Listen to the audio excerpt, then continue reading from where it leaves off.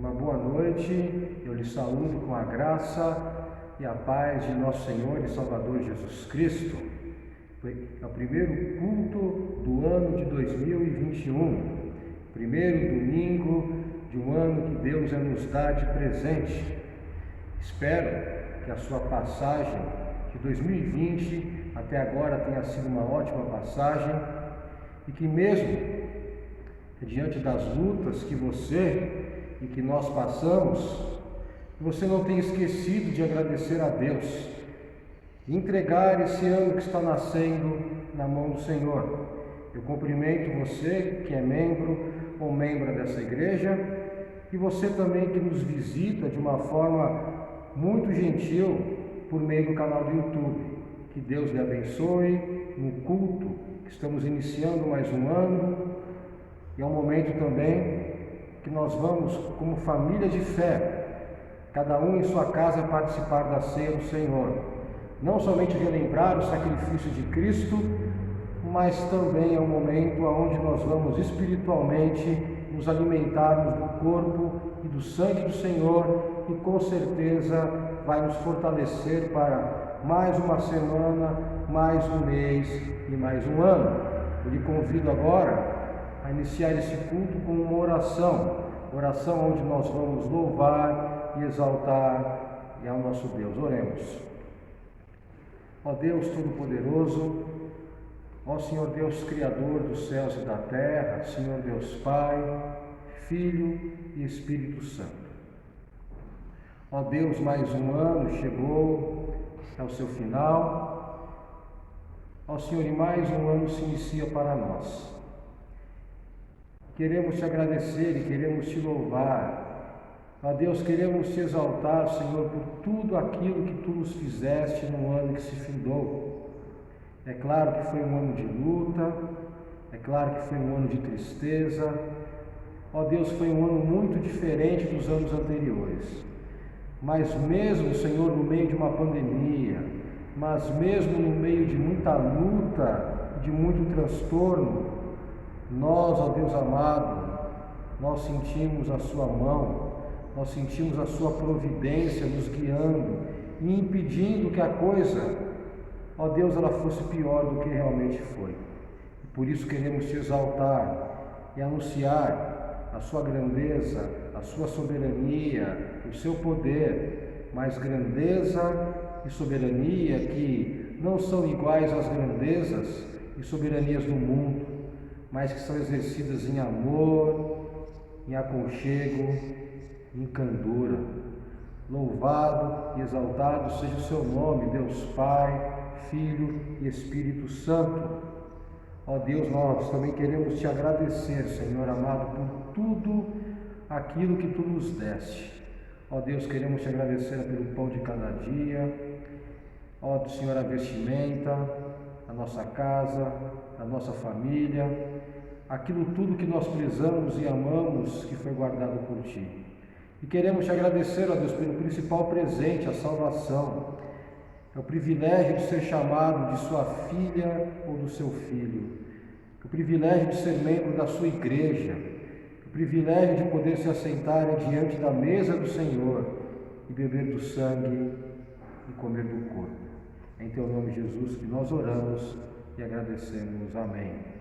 E agora eu lhe convido a louvar ao Senhor com um cântico, com um hino de louvor, o primeiro hino desta noite.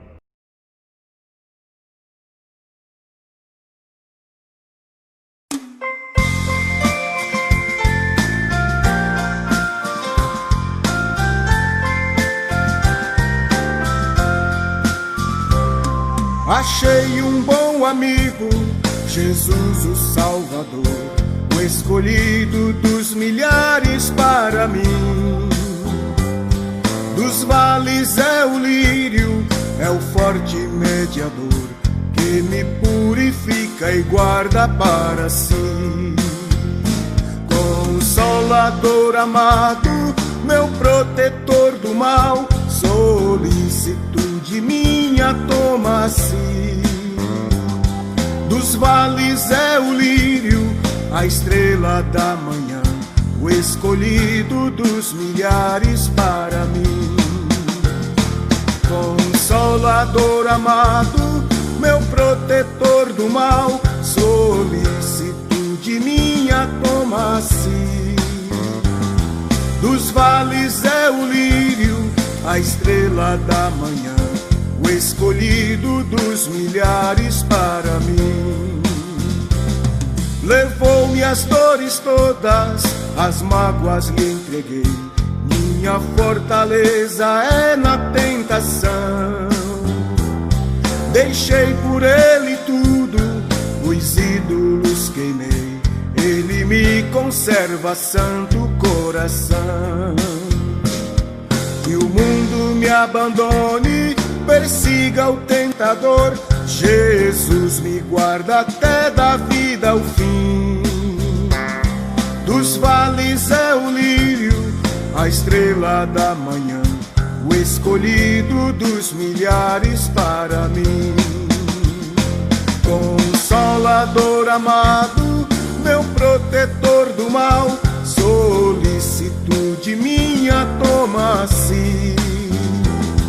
Dos vales é o lírio, a estrela da manhã, o escolhido dos milhares para mim.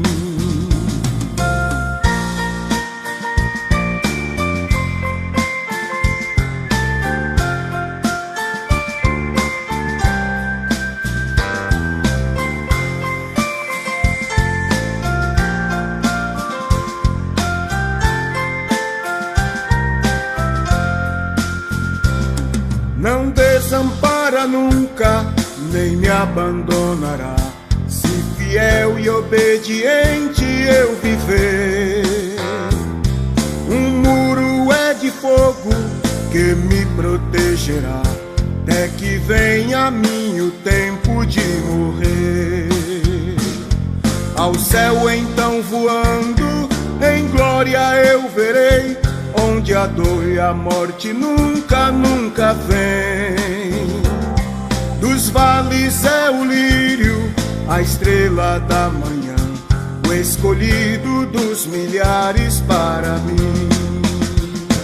Consolador amado, meu protetor do mal, solicitude minha toma-se. Dos vales é o lírio, a estrela da manhã, o escolhido dos milhares para mim.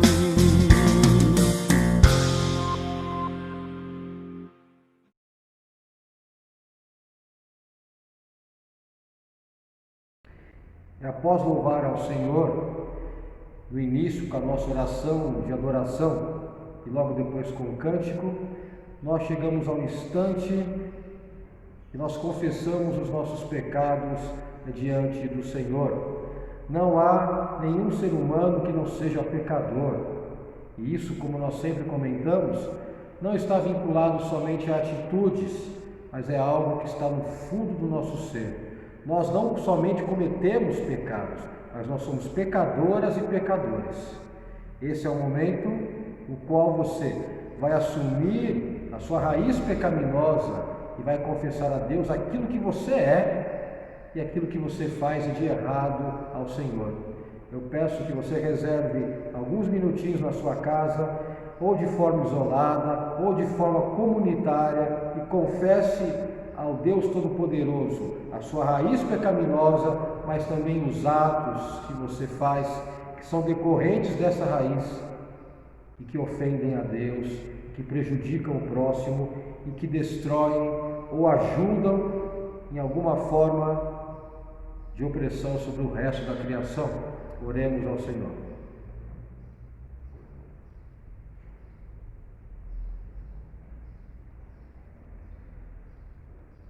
Senhor Deus amado, ó Deus Pai, Filho e Espírito Santo, mais uma vez adentramos na sua presença e agora queremos confessar aquilo que somos.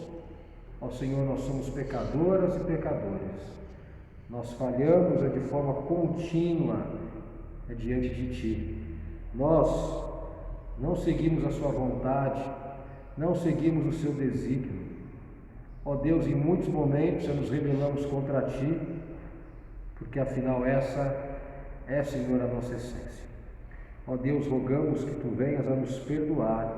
Ó Senhor, rogamos que Tu venhas, ó Deus amado, a limpar aqueles atos, ó Pai, que nós fazemos, que são completamente, ó Deus, distantes da Sua vontade. Ó Senhor, Deus amado, nos perdoa. Ó Deus, nos perdoe, Senhor amado, nós imploramos a Ti, Jesus. Ó Deus amado, também vem criar em nós aquela vontade, ó Pai, de buscar a santificação. Não é algo natural, não é algo que pertence a nós, mas nós clamamos para que o Teu Espírito Santo venha a nos ajudar. Ó Deus, nos perdoa, ó Pai, nos limpa de todos os males. Em Teu nome, Jesus, que nós oramos e agradecemos. Amém. Agora receba a declaração de perdão. Em nome do Deus Pai, Filho e Espírito Santo, nós estamos perdoadas e perdoados para uma nova vida. E que Deus te abençoe. Amém. E agora que nós vamos louvar ao Senhor com mais um hino.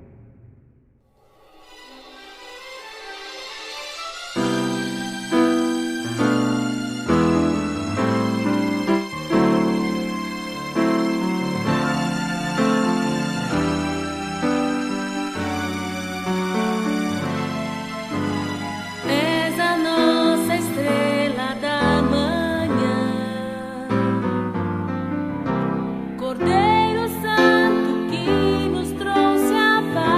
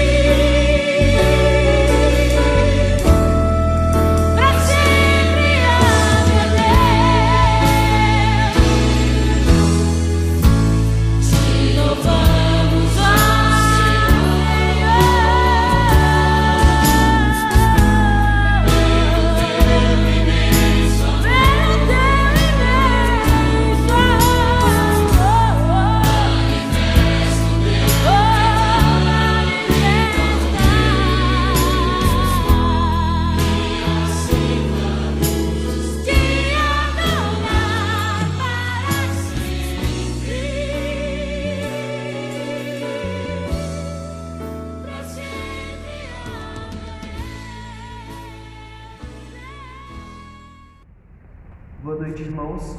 Faremos agora a primeira leitura dessa noite, que se encontra no Antigo Testamento, no livro de Salmos, no capítulo 147. Salmo 147, faremos a leitura a partir do versículo 12 até o versículo 20. Louva Jerusalém ao Senhor, louva Sião ao teu Deus, pois ele reforçou as trancas das tuas portas e abençoou os teus filhos dentro de ti. Estabeleceu a paz nas tuas fronteiras e te farta com o melhor do trigo. Ele envia suas ordens à terra, e sua palavra corre velozmente.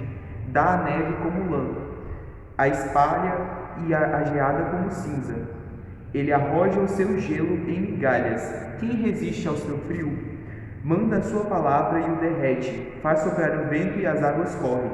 Mostra a sua palavra a Jacó e as suas leis e os seus preceitos a Israel. Não fez assim nenhuma outra nação. Todas ignoram os seus preceitos. Aleluia.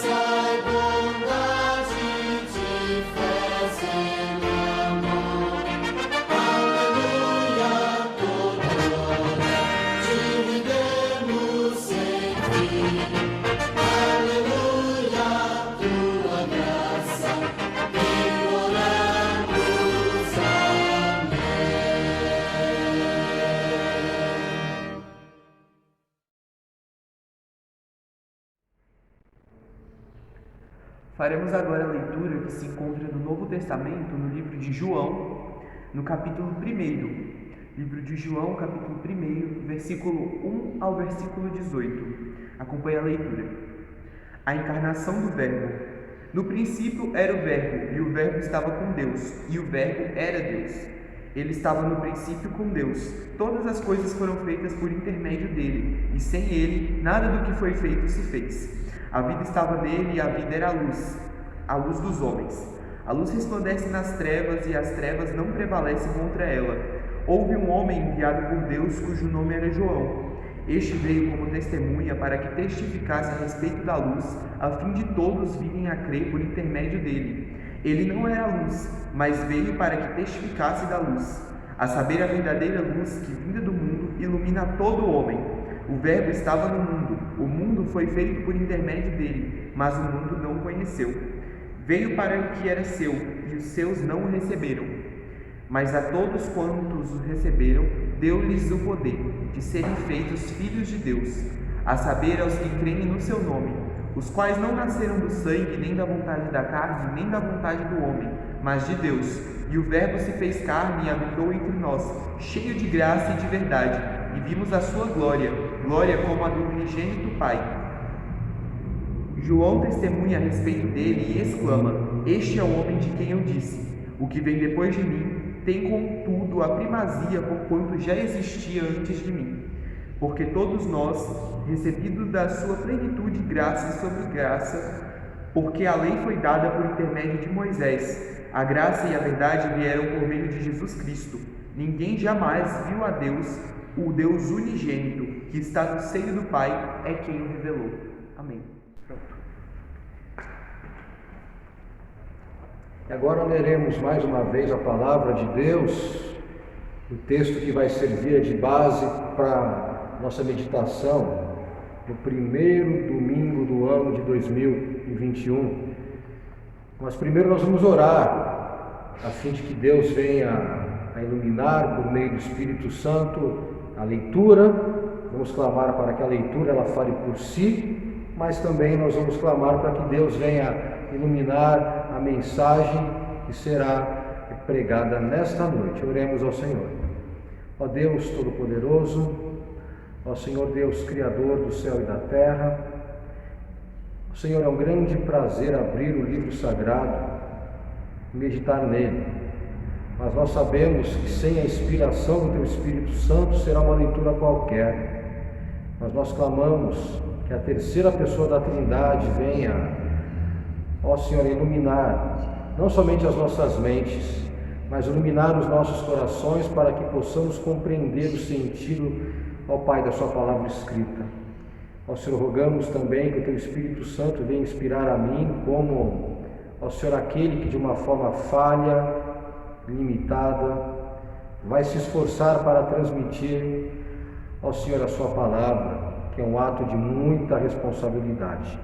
Ó Senhor, clamamos também para que Tu venhas abrir as mentes e os corações das irmãs e dos irmãos que vão, ó Deus, ouvir a leitura e ouvir também esta mensagem. Em Teu nome, Jesus, que nós oramos e agradecemos. Amém. Amém? Eu te convido a abrir a palavra de Deus comigo, lá na carta aos Efésios, no capítulo 1, e acompanhar a leitura que será feita a partir do versículo 3 até o versículo 14, na carta aos Efésios, capítulo 1, a partir do versículo 3 até o versículo de número 14, e assim nos diz a santa palavra de Deus. Efésios capítulo 1, a partir do versículo 3 até o versículo 14. Bendito o Deus e Pai de nosso Senhor Jesus Cristo, que nos tem abençoado com toda a sorte de bênção espiritual nas regiões celestiais em Cristo, assim como nos escolheu nele antes da fundação do mundo para sermos santos e irrepreensíveis perante ele, e em amor nos predestinou para ele, para a adoção de filhos, por meio de Jesus Cristo, segundo o beneplácito da sua vontade, para o louvor da glória de sua graça, que ele nos concedeu gratuitamente no amado, no qual temos a redenção, pelo seu sangue, a remissão dos pecados, segundo a riqueza da sua graça, que Deus derramou abundantemente sobre nós, em toda sabedoria e prudência, desvendando-nos o mistério da sua vontade, segundo o seu beneplácito que propusera em Cristo, de fazer convergir nele, na dispensação da plenitude dos tempos, todas as coisas, tanto as do céu como as da terra. Nele digo, no qual fomos também feitos herança, predestinados segundo o propósito daquele que faz todas as coisas conforme o conselho da sua vontade, a fim de sermos para o louvor da sua glória, nós os que de antemão esperamos em Cristo, em quem também vós, depois que ouvistes a palavra da verdade, o evangelho da vossa salvação,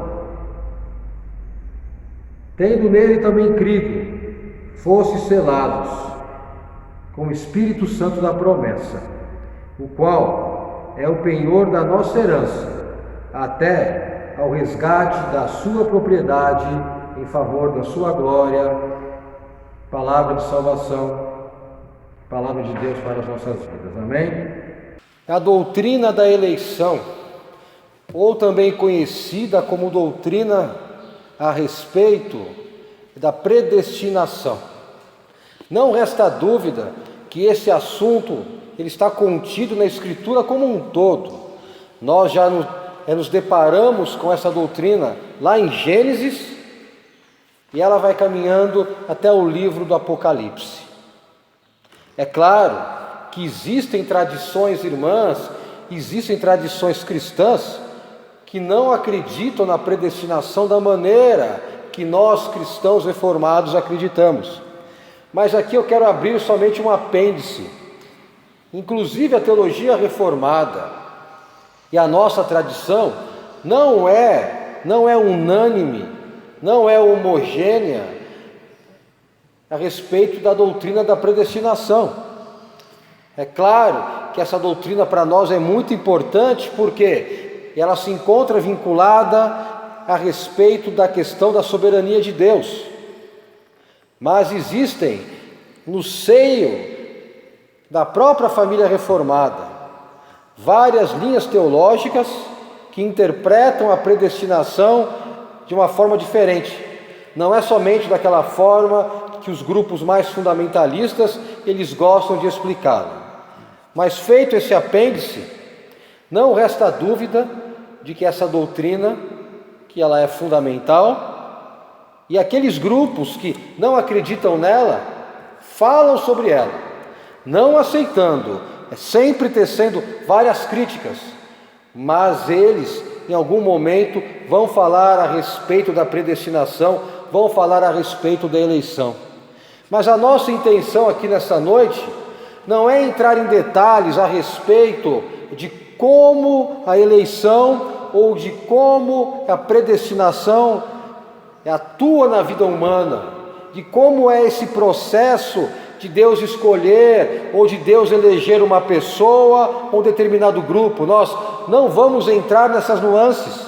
E eu acredito, inclusive, que ficar debatendo a respeito do número de eleitos ou como Deus ele realiza isso é uma forma de arrogância humana, é uma forma de querer entrar nos mistérios de Deus. É uma forma de querer explicar algo que o próprio Deus, e aqui é uma opinião minha, não deixou de forma clara na Escritura. Por quê? Se a forma como a predestinação estivesse clara na Escritura, não haveria várias divergências sobre esse ponto. Inclusive na própria família reformada, inclusive na própria família calviniana. Então nosso foco nesta noite não é meio que querer dar uma de escolástico, não é ficar esmiuçando essa doutrina, não. Mas o nosso foco, ele é diferente. Em primeiro lugar, nós devemos ter em conta que esse mistério, ele se encontra nas mãos de Deus, não na mão de uma confissão, não na mão de uma teologia, não na mão de homens e mulheres que muitas vezes se julgam mais sábios do que o próprio Deus, mais sábios do que o próprio Deus. Mas o nosso foco nesta mensagem desta noite é simplesmente meio que reforçar aquela verdade básica que está vinculada a essa doutrina. E a verdade é que a salvação, de forma nenhuma ela se encontra na mão humana. De que a salvação, isso é, o ato de se converter a Jesus Cristo, não é uma escolha livre minha, não é uma escolha livre sua, mas é fruto da fé. E a fé não é minha, não é sua, porque se a fé fosse minha, se a fé ela fosse sua, ela seria uma obra como qualquer outra. Mas a fé, ela é um presente, a fé é uma dádiva, a fé é uma graça, é algo que vem de Deus. Então esse é o nosso foco, de que a eleição ou a predestinação, ela está vinculada com a fé em Cristo. E a fé em Cristo não é um esforço humano, mas é um presente que Deus dá de acordo com a sua vontade e que não cabe a nós aqui de maneira nenhuma investigá-la. Não somos nós que aceitamos a Cristo. Eu sei que esse é um chavão muito recorrente no mundo evangélico. Você já aceitou Jesus?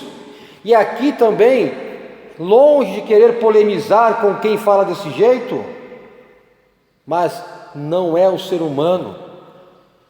Não foi o André que aceitou a Jesus, é lá por volta do dia 10 de fevereiro de 85, eu tinha 10 anos de idade naquela época, mas foi Jesus que adotou, mas foi Jesus que aceitou esse que vos fala, e essa então é a verdade que nós queremos transmitir nesta mensagem e nesse sermão. Mas queríamos fazer, em primeiro lugar, alguns comentários sobre o texto. Eu acho que você olhou aqui, logo no título vem Epístola de Paulo aos Efésios. Muito provavelmente não foi o apóstolo Paulo que escreveu esse texto. E qual é o motivo que nós afirmamos isso? Na hora que nós realizamos uma análise teológica no conteúdo de Efésios, nós veremos um estilo de linguagem e várias doutrinas que acabam se chocando com escritos que são verdadeiramente paulinos. É o caso, por exemplo, de Romanos, ou 1º e 2 Coríntios. Existe uma divergência de estilo e há também algumas divergências de doutrina. Mas, por outro lado, existem doutrinas que são muito próximas àquilo que Paulo escreveu. E é o caso do texto que nós lemos, e é o caso da doutrina da eleição. Então nós chegamos à conclusão, é claro que isso não é unânime, existem várias escolas exegéticas que interpretam a Escritura de uma forma distinta, mas que muito provavelmente que o livro de Efésios ele foi escrito por um discípulo de Paulo, que foi fiel a vários aspectos daquilo que o seu mestre ensinara, mas que colocou um pouquinho da sua cara, mas que colocou um pouquinho da sua teologia aqui no livro de Efésios. Mas o texto que nós lemos, mesmo não sendo paulino, sem sombra de dúvida, ele reflete a doutrina e a teologia de Paulo a respeito da eleição. Ele reflete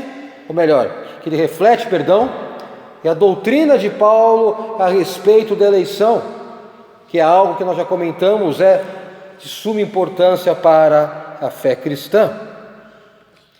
E a forma como esse texto aborda a eleição não é uma forma especulativa, não é uma forma que entra nos meandros da coisa, não, muito pelo contrário, mas a finalidade é pastoral. A finalidade do autor aqui de Efésios, a finalidade do discípulo de Paulo era simplesmente trazer alegria, era trazer paz, era trazer confiança ao coração de crentes que por algum momento não estavam seguras da sua salvação, não estavam seguros a respeito da sua filiação para com Deus. Então o enfoque da predestinação aqui nesse texto, ele é pastoral, não é especulativo. E esse eu acredito que deve ser o enfoque que a igreja cristã, ela deve dar esse tema, ela deve dar a esse assunto, e esse é o enfoque que nós daremos nessa noite. Então, de que eu te convido a meditar comigo na seguinte temática: nós falaremos sobre a alegria da predestinação, ou a alegria da eleição. Veja que diferença, porque se fala muito a respeito do decreto terrível, uma doutrina que assusta, mas nós vamos focar hoje a respeito da doutrina da eleição, a respeito da alegria da predestinação. Mas como essa alegria se concretiza em nossa vida? Mas como essa alegria é sentida? E o texto, logo no seu início, nos ensina, em primeiro lugar, de que a predestinação ou eleição, de que ela nos alegra, porque afinal ela realça de que nós fomos chamados para viver em santidade. Vou repetir: A eleição nos alegra porque fomos chamados a viver em santidade. Logo no início do versículo 3, nós já nos deparamos com um momento de louvor, nós já nos deparamos com um momento de exultação ao Senhor. E aqui o autor diz: bendito, bendito o Deus Pai de nosso Senhor Jesus Cristo, que tem nos abençoado. Mas aqui ele não fala em nenhum momento de bênçãos materiais, mas ele diz, que tem nos concedido toda a sorte de bênçãos espirituais. E esse ponto é muito importante porque o autor, inspirado por Deus, diz que as bênçãos espirituais, elas gozam da primazia. Não adianta um conforto material, não adianta uma saúde física. É claro que tudo isso é bom, nós não vamos criar aqui uma dicotomia entre corpo e espírito ou alma, porque isso não é bíblico. O Senhor Deus nos ama de forma integral, mas a comunhão com Deus, a espiritualidade, ela tem uma primazia.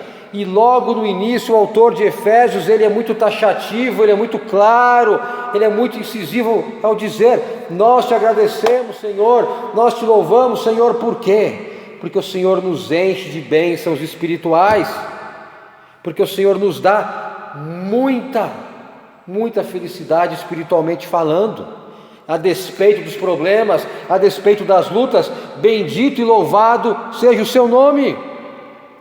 E aí ele vai prosseguindo, e logo na sequência, no versículo 4, ele cita uma primeira bênção que deve alegrar o cristão.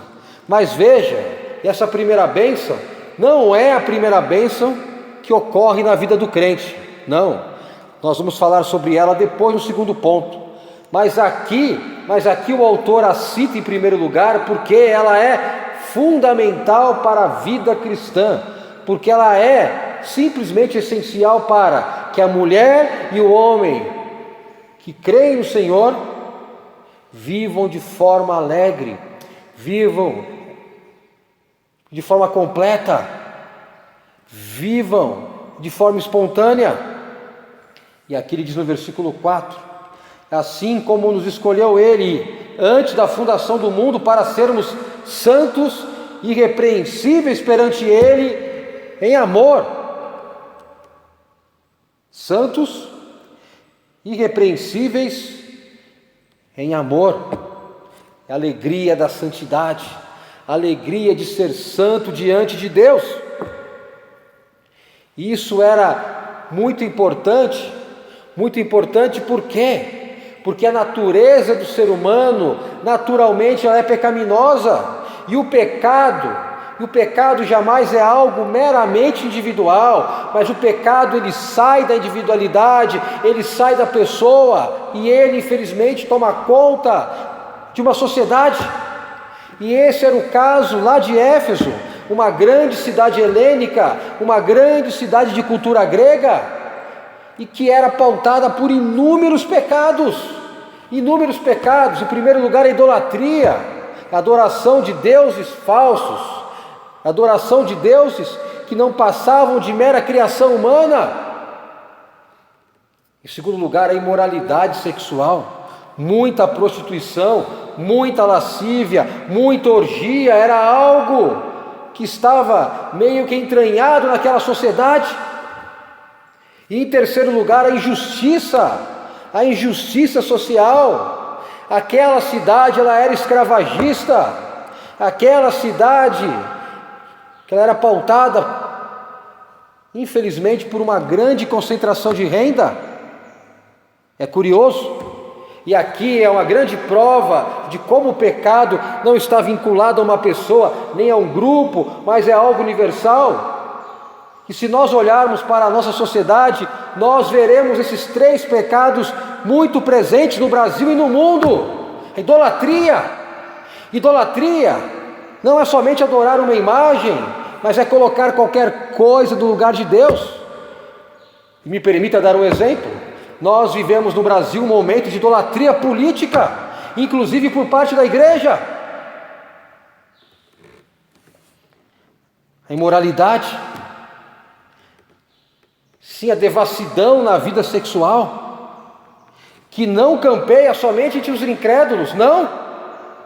Veja o escândalo de uma pastora, de uma deputada no Rio de Janeiro, que arrogava para si ser a defensora da moral e dos bons costumes, ou da cultura judaico-cristã. E vejam a vida repleta de orgias, repleta de pecados que aquela mulher vivia. A imoralidade ainda está presente, inclusive no seio do povo de Deus. E a injustiça social, em nenhum momento diminuiu em nosso país, em nenhum momento diminui no mundo. É só você olhar os relatórios da ONU, por exemplo, e você vai ver que a miséria cresce, que a concentração de renda se aumenta, que aqueles que ganhavam mais continuam ganhando mais, e aqueles que ganhavam menos continuam ganhando menos.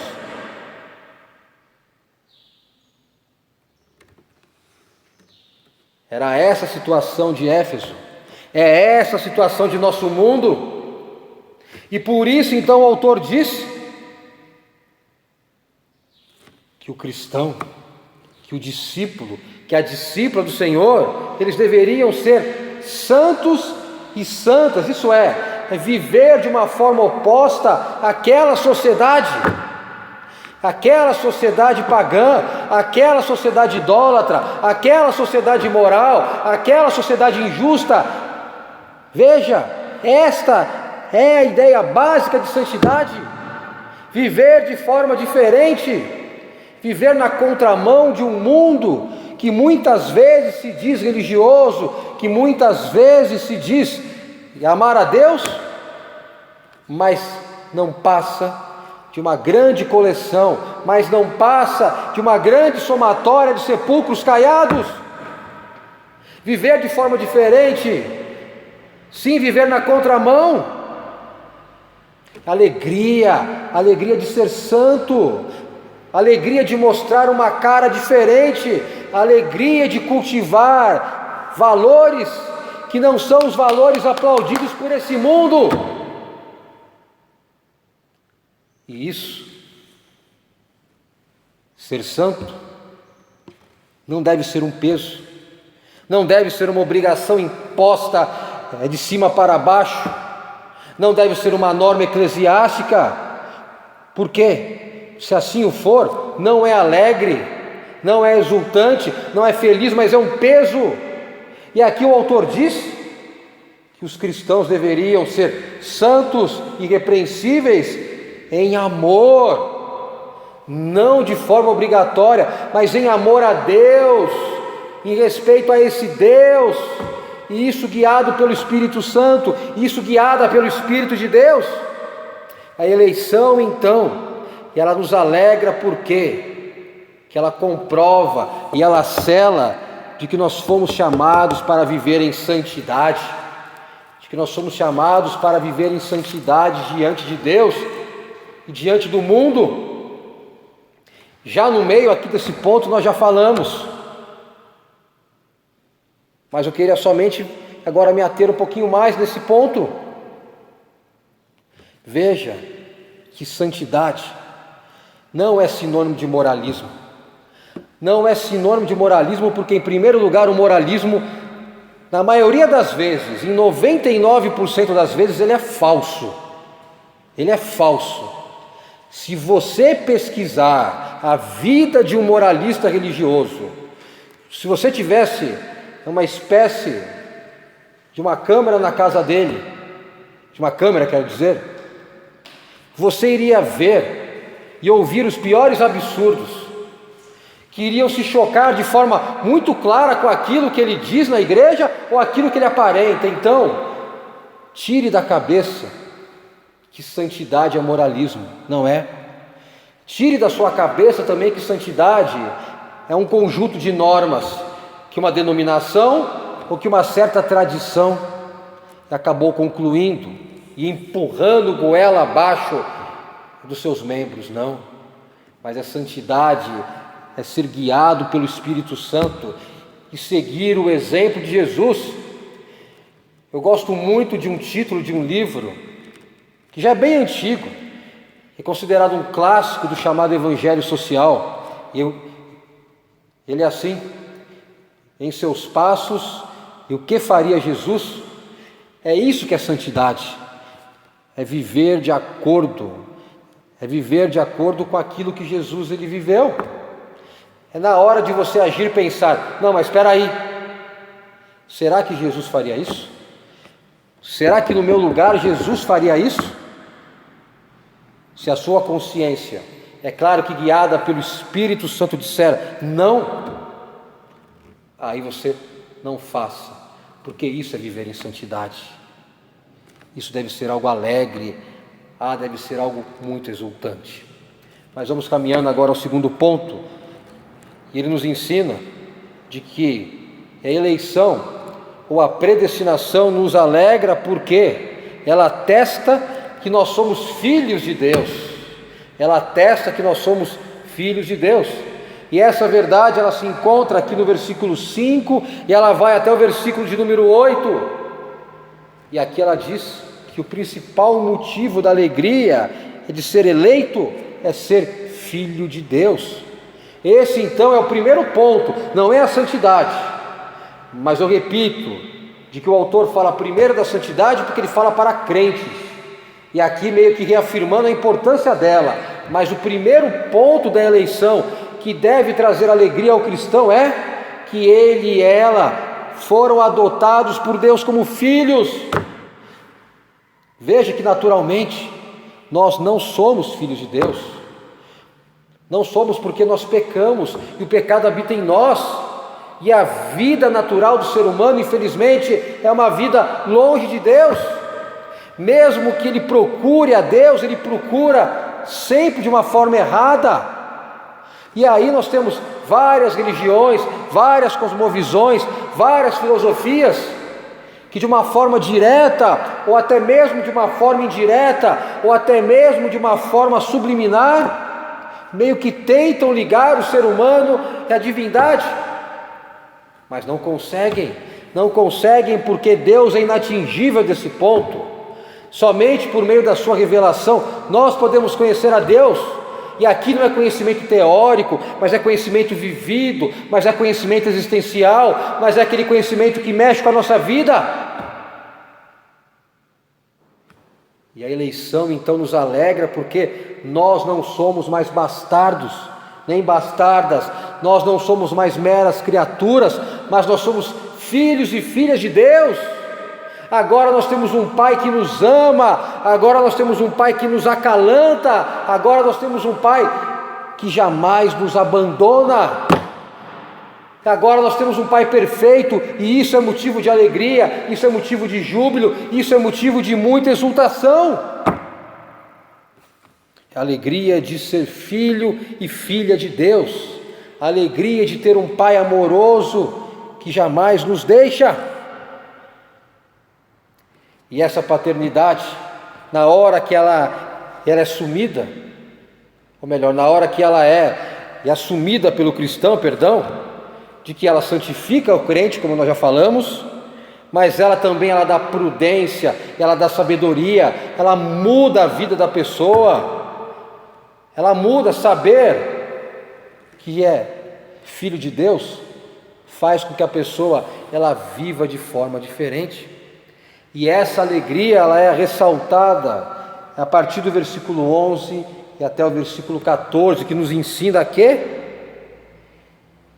nós somos selados, que nós temos uma herança, e essa herança, que é a filiação para com Deus, ela foi realmente selada pelo sangue de Cristo. Então por isso nós jamais seremos abandonados, e é esse o motivo que nós acreditamos que a salvação não se perde, que uma vez é filho de Deus para sempre. Por quê? Porque isso é uma herança prometida e que foi selada pelo sangue de Cristo. Será que existe motivo de maior alegria do que esse?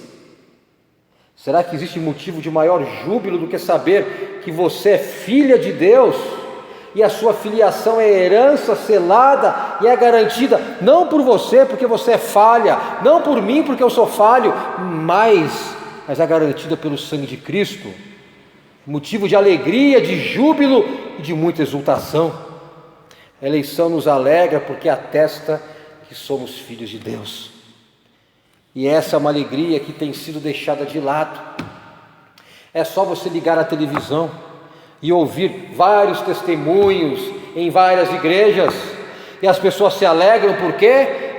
Se alegram porque Deus deu um carro, ou porque Deus deu uma casa, ou porque Deus deu um casamento, ou porque Deus deu saúde. Nada contra isso, é motivo para se alegrar com isso, sim, é motivo, é claro, Deus dá tudo isso, é de acordo com a sua vontade e o seu tempo, mas Deus dá, ninguém está negando isso, ninguém está negando que é necessário ser grato ou grata diante de qualquer bênção material que Deus deu, não, mas você raramente vai escutar alguém falando: olha, eu estou alegre porque agora eu sou filho de Deus, olha, eu estou alegre porque agora eu sinto o Espírito Santo confirmar no meu coração que eu sou filho e filha amada desse Deus.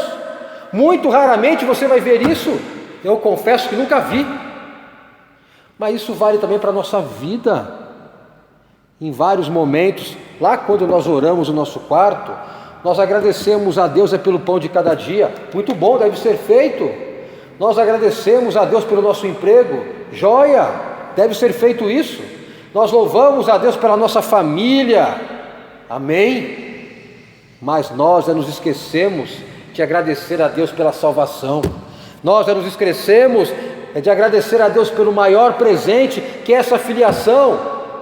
Não cometamos esse erro mais, vamos nos alegrar diariamente, porque Ele nos adotou por meio da predestinação, assim como filhos e filhas. E agora chegamos no último ponto.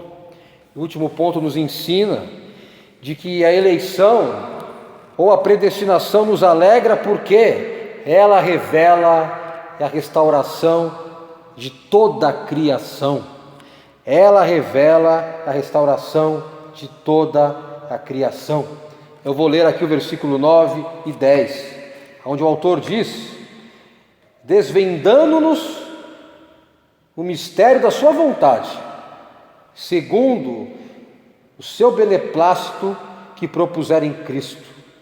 Agora o versículo 10 é a chave, de fazer convergir nele, na dispensação da plenitude dos tempos, todas as coisas, tanto as do céu como as da terra.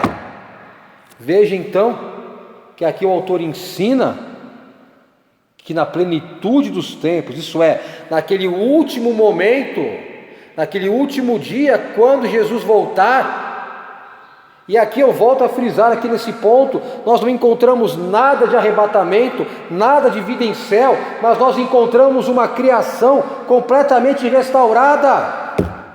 Fazer convergir nele é todas as coisas, tanto as do céu como as da terra. E o projeto de Deus não visa somente a mim, não visa somente a você, mas visa o cosmos, mas visa a criação como um todo, a fauna, a flora, os astros, a vida animada, isso é, que tem alma, e a vida também inanimada. Deus por meio de Cristo vai fazer convergir a criação como um todo para Ele, e vai restaurar esse mundo, não somente para nós, mas para as outras criaturas que gemem. Isso é motivo de alegria, ao menos para mim, porque eu confesso, eu acho muito tedioso imaginar uma figura sobre o céu, ou até mesmo aqui na terra, onde só tem a gente, ou anjos tocando harpa sobre uma nuvem. Não, mas Deus criou esse mundo, isso nós vemos em Gênesis, e Ele disse que tudo é bom, e viu que tudo era bom. A natureza então vai ser restaurada, e isso por meio da eleição. Deus elegeu esse mundo não para ser destruído, não para ser aniquilado, mas para ser restaurado na plenitude dos tempos. E essa certeza,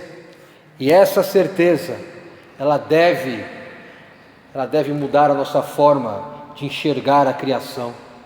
Não olhar para ela como sendo somente algo que nós usufruímos, mas algo criado por Deus, algo amado por Ele. Então, vamos ser felizes por meio da eleição. Que a doutrina da predestinação não venha criar em nós medo, não venha criar em nós aquela vontade de querer meio que descobrir tudo, mas que ela venha criar em nós alegria e felicidade. Que Deus nos ajude. Amém.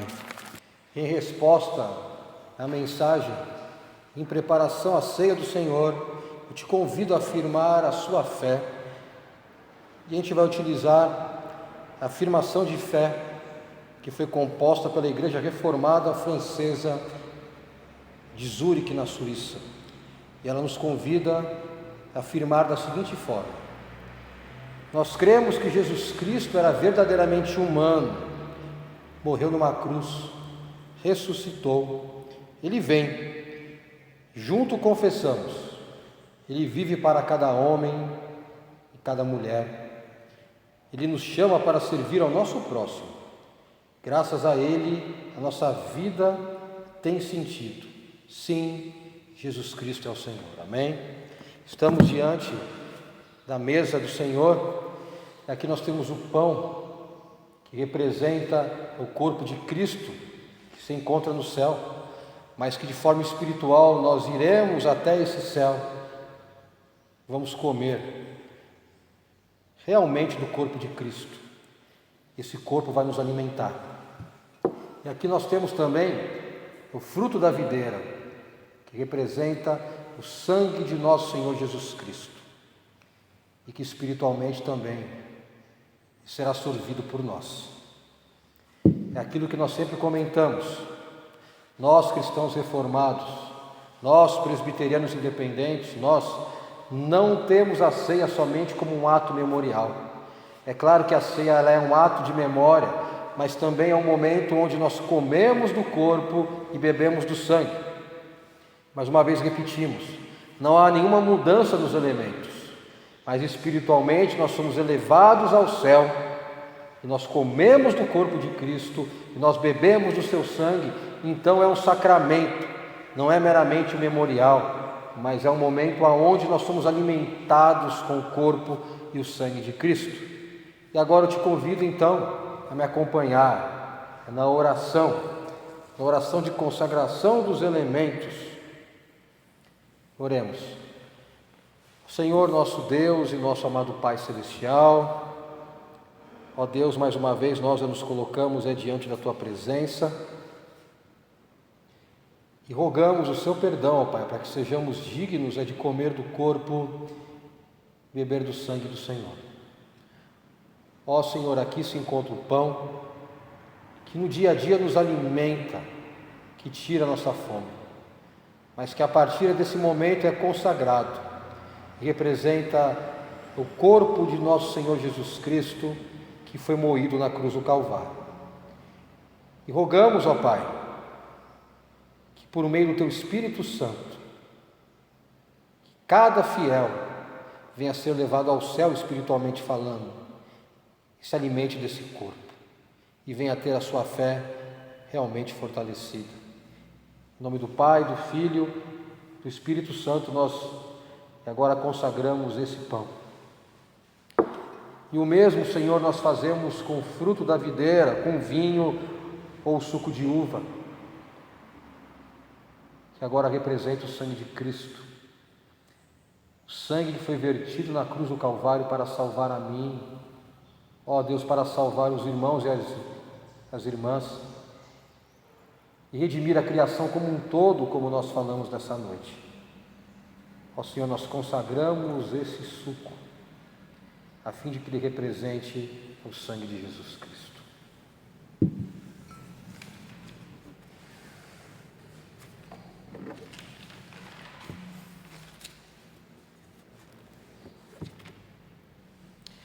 E o Senhor Jesus Cristo, na noite que foi traído, Ele tomou o pão, tendo dado graças, o partiu e disse: isso é o meu corpo que é dado por vós, fazei isso sempre em memória de mim. E eis que por semelhante modo, logo após haver ceado, Jesus tomou o cálice e disse: esse cálice é a nova aliança do meu sangue, fazei isso todas as vezes que beberdes em memória de mim. O corpo de nosso Senhor Jesus Cristo, que foi partido na cruz do Calvário por nós. O sangue de nosso Senhor Jesus Cristo, que foi vertido na cruz por nós. Agora na sua casa, sozinho, sozinha, ou com a sua família, eu lhe convido, em unidade de fé, a tomar o pão e comer comigo. Agora, como família, iniciando esse ano, vamos comer do pão.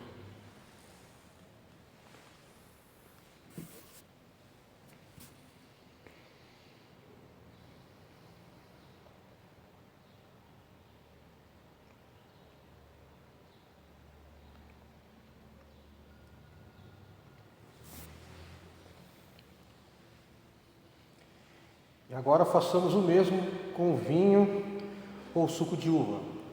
Vamos beber em memória de Cristo que verteu seu sangue por nós. Bebamos.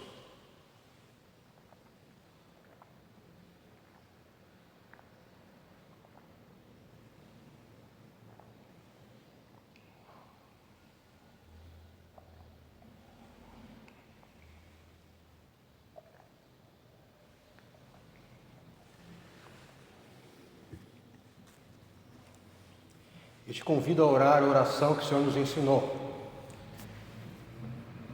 Pai nosso que estás no céu, santificado seja teu nome. Venha teu reino, seja feita a tua vontade, assim na terra como no céu. O pão nosso cada dia nos dá hoje. Perdoa as nossas dívidas, assim como nós perdoamos a quem nos tem ofendido.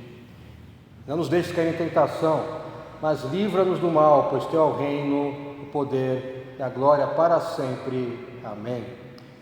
Oremos mais uma vez, vamos agradecer a Deus pela ceia, também colocar os nossos pedidos adiante do Senhor. Oremos.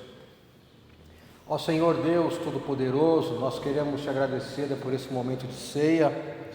Ó Deus, rogamos que não somente o teu Filho venha a ser relembrado, mas que o teu Espírito Santo venha a nos alimentar, Jesus, para que, ó Deus, nós venhamos a estar a cada dia mais fortes adiante de um ano que apenas se inicia. Senhor, agora queremos colocar os nossos pedidos adiante de Ti, ó Deus. Ó Senhor, entregamos esse ano, ó Pai, ainda estamos no início, ó Pai, no início de janeiro, ó Deus, entregamos esses 12 meses praticamente que ainda nos restam nas Tuas mãos. Ó Deus, não podemos nos esquecer do momento de pandemia. Ó Senhor amado, nós entramos no ano novo, mas a pandemia ela persiste ainda. Ó Deus, imploramos que Tu venhas a conscientizar as pessoas, ó Pai, para que elas se cuidem, ó Deus, para que elas venham, ó Senhor, a tomar os cuidados necessários para que não haja contaminação. Ó Deus, rogamos também, ó Pai amado, que o Senhor venha, ó Pai, de forma milagrosa, a deter a expansão desse vírus, por favor, Senhor.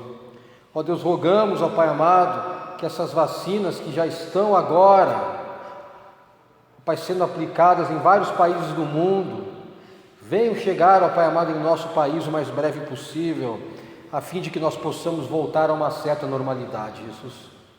Ó Deus amado, vem curar aqueles e aquelas que estão sofrendo da Covid. Ó Pai, de forma especial, aqueles e aquelas que se encontram internados, entubados, com ventiladores. Ó Deus, por favor, vem trazer a sua cura. Ó Senhor, e consola, por favor, Deus, consola, ó Deus amado, as pessoas enlutadas. Ó Pai, mas colocamos aqueles e aquelas que sofrem, ó Deus, de outras enfermidades. não somente da Covid. Ó Pai, vem trazer a cura de acordo com a Tua vontade, Senhor, por favor. Ó Deus, também, ó Pai amado, os enlutados, inclusive aqui nesta igreja, ó Deus, que vieram a perder entes queridos, ó Senhor, consola os seus corações. Ó Deus, abençoa os planos, é início de ano. Ó Pai, que haja plano, que haja esperança. Ó Deus, que os seus filhos e filhas olhem para a frente, Jesus. E mesmo diante de um cenário, humanamente falando, não favorável, que exista a certeza que a Tua providência, ela comanda a história, Senhor. E a Tua providência nos usa também, ó Senhor, como canal, ó Pai, de mudança dessa história. Ó Senhor, abençoa as famílias, ó Pai amado, abençoa os seus empregos, ó Deus, guarda as suas casas, que não falte nada do que eles precisam. Ó Deus, guarda essa igreja, a Igreja Presbiteriana Independente em Alexandria. Deus, guarda, ó Pai amado, as igrejas do nosso presbitério Distrito Federal. Guarda a IPI do Brasil e as várias outras igrejas cristãs que creem, ó Pai, realmente em Ti, Jesus. Abençoa os nossos visitantes que estão, ó Pai, nos visitando de forma virtual, Jesus. Que eles tenham e elas tenham um ótimo ano. É em Teu nome, Jesus, que nós oramos e agradecemos. Amém. E recebam a bênção. E a graça de nosso Senhor e Salvador Jesus Cristo, o amor de Deus o Pai e a consolação do Santo Espírito de Deus estejam com os irmãos e com as irmãs, não somente hoje, mas para todos sempre. Amém. Amém. Uma boa noite, um bom domingo e feliz 2021. Forte abraço.